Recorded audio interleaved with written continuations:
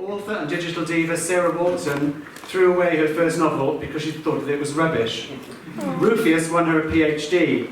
After 1600 years in the closet, the debut novel gives voice to the condemned Rufius. In 4th century Alexandria, passions flare as mad heretics and rampant bishops run riot. Please welcome Sarah Walton.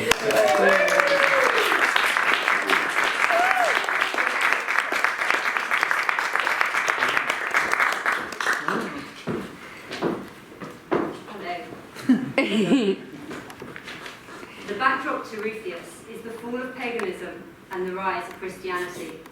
It's 4th century Alexandria, and the Roman Empire is in the grip of religious revolution. Under the Christian emperors, punishment for heresy and non-normative sexual orientation and gender expression became more severe. Rufius finds himself at the centre of the riots that ravaged Alexandria and resulted in the most important temple of the pagan world and the great library of Alexandria being destroyed in 391 AD by Nicene Christian mobs. Now, apart from being a very naughty boy, Rufius is also a Cnidus. Cnidus comes from kinedos, the Greek word for an effeminate buggery. A Cnidus was an adult male who dressed effeminately, wore makeup, and the Latin insult implied that he was the receptive partner. Now, just so we're crystal clear, that means taking up the bum. The ancient Romans defined their sexuality not on a spectrum with gay at one end and straight at the other, but whether you conquer or submit. Gender was not the issue. If you were a rich, adult man, you were expected to conquer and penetrate. It was a social outrage to deviate from the hard ideal of Roman masculinity, wear makeup and bend over for your pleasure.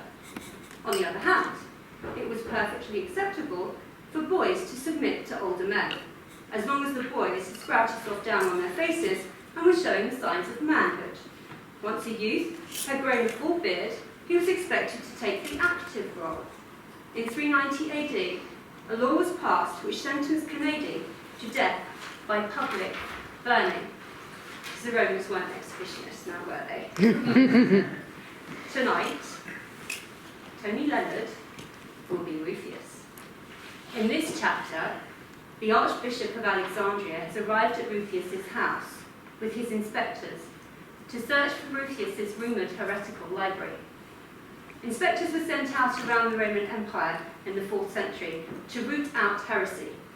That morning, the Archbishop delivered a chilling speech after the laws had been read out in the Agora. The law, which can be found in the Theodosian Code, reads, "All persons who have the shameful custom of condemning a man's body, acting the part of a woman's, to the sufferance of an alien sex, for they appear not to be different from women, shall expiate a crime of this kind in avenging flames in the sight of the people." Rufius is not happy about his home, Villa Byblos, being searched by the Archbishop and his inspectors, nor the graffiti scrawled on the walls of his house. Let's go to the luxurious Villa Byblos, overlooking the port of Alexandria. Rufius has just finished dressing and is rearranging his toga before entering the parlour where Theophilus, the Archbishop of Alexandria, is waiting for him. So after 1,600 years in the closet, I give you Rufius.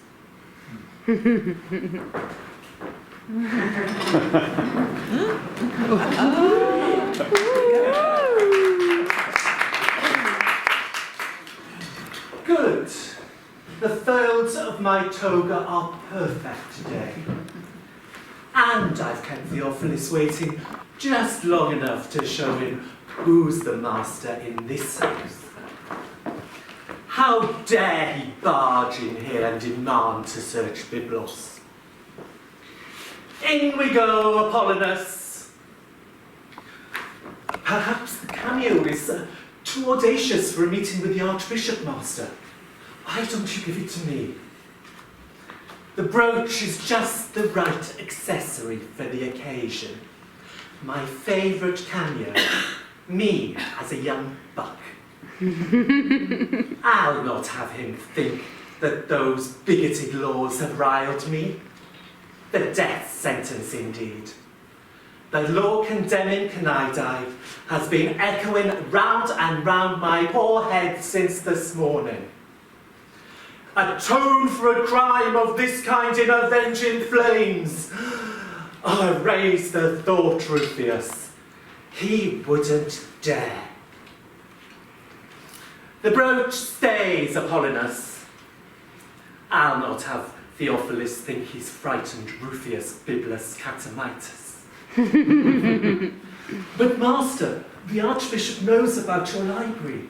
You need to tone down. That self-righteous prat doesn't know anything, Apollonius. Why would he be here talking and not burning my books as we speak? He suspects, but suspicions have no weight in court here. What in Bacchus's name is that squeak? The slaves who pulled open the tall doors to the ground floor parlour look mortified. How can I make a serious entrance accompanied by squeaking doors, dears?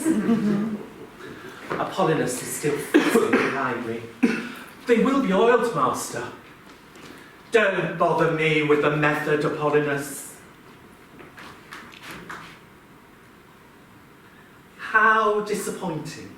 No slave head bobbing between Theophilus's legs. Biblos' hospitality not good enough for him. Where does he find his pleasures? In the darkness of the shame he preaches with church orphans? Or does he obey that pleasure-hating God of his and abstain? The dark cloaks of the Archbishop and his inspector strike a harsh contrast to the sunlight streaming in from the terrace. Antinous' sweet voice and the strum of the harp are at odds with Theophilus' sour face. Dark eyebrows framed by bushy black eyebrows. They've never seen a pair of tweezers. My stomach is a tight knot. This is the first time Biblos has failed to seduce her guests. The slaves look insulted. Cassius and Antinous aren't used to being rejected. Even the centaurs and the satyrs look like they want to leap from the frescoes and run out of the room. Straight-backed on the couch, Theophilus' dark eyes meet mine. This will be an entertaining battle. Theophilus! What a pleasant surprise! Not bothering to rise to your host? To Hades with etiquette. Let's flash a plucked leg as I recline to irritate him. Wine? Let's fiddle with my brooch as Cassius pours.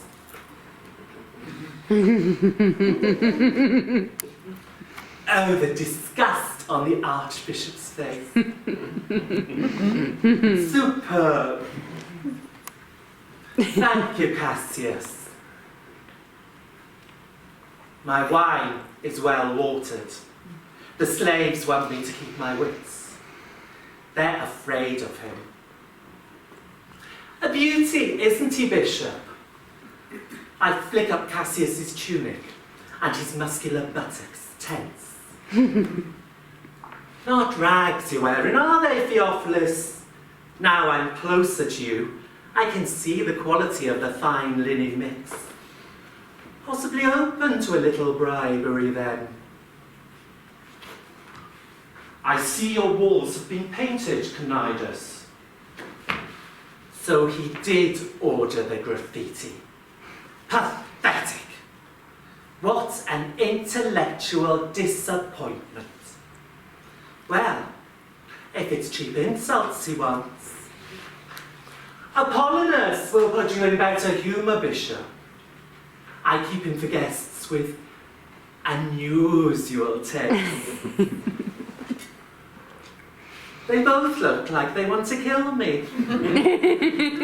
Theophilus' furry brows furrow to a hard black line.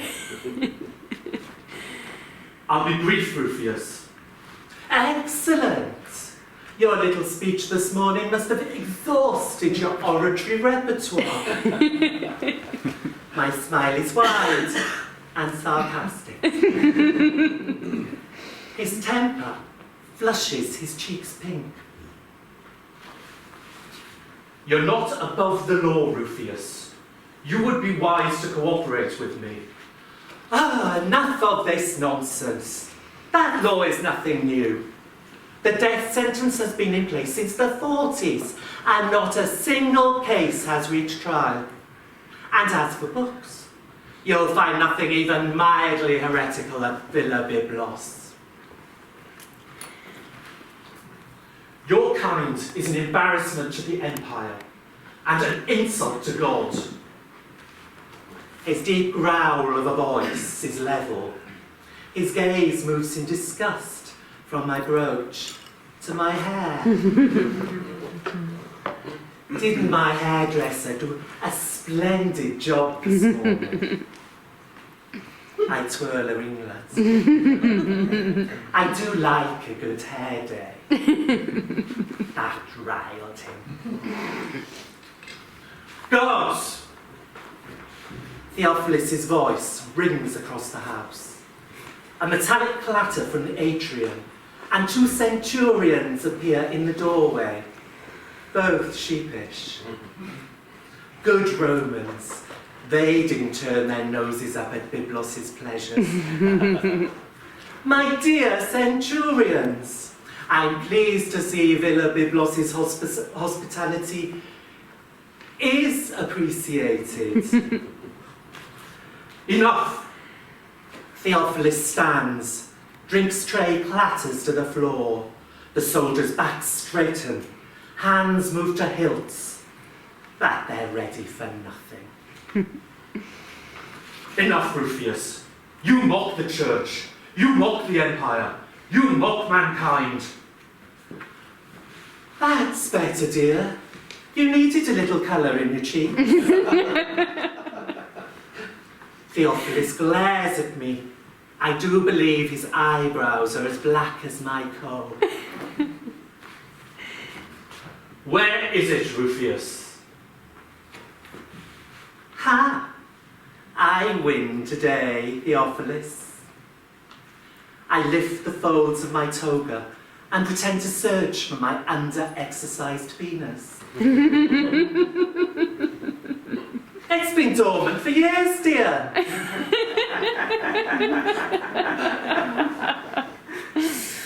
Apollonius' gaze heats the back of my neck, and Theophilus' dark-robed silhouette casts a shadow over me as he blocks the sun from the terrace. The size of him, towering a head above me, is disturbing. Do not underestimate me, Rufius. Tell me the location of your secret library. I drop my toga. He's knocked the play out of me. At least Amasis could banter. My fingers twist my curls faster. Secret library? Oh, you must mean my private collection. An almost imperceptible movement of my index finger has Apollonius behind my couch in an instant. Apollonius, dear, fetch the bishop my collection of pornography. Theophilus is seething. The privilege of your birth has dimmed your senses. This is not the empire you were born into. The emperor has a vision, and minor details such as trials will not stop us stamping out heresy. Your heretic collection is well known to the Church of Alexandria. That's the same look on his face as when I left the law court 10 years ago with Aeson. He's not forgotten how I belittled him. This is about his personal revenge. What, hear that, Apollonius? The bishop's not interested in my pornography. Look around you, dear. I'm a collector of art. Or is all this heresy too? Harbouring heretical books is the reason I'm here. Your motivation does not interest me, nor will my inspectors be interested in the protests of the Cnidus. I can pin you down with heresy or infamy. There are enough young boys who can make declarations in the courts about that. Oh, pin me down. The swing of my hips is in order. Bring on your inspectors, Bishop. This old Roman could do with a little fun. Theophilus's thin top lip curls in disgust. His smooth, steely voice deepens. Give me the information I want, and I will show you mercy. Fail to disclose vital information regarding the pollution of heresy in this city, and I'll see you burn. Come now, Bishop, this is very dull. You've been sucked in by idle gossip. What interest would an old Cnidus have in heretical books? I do enjoy demoting archbishops.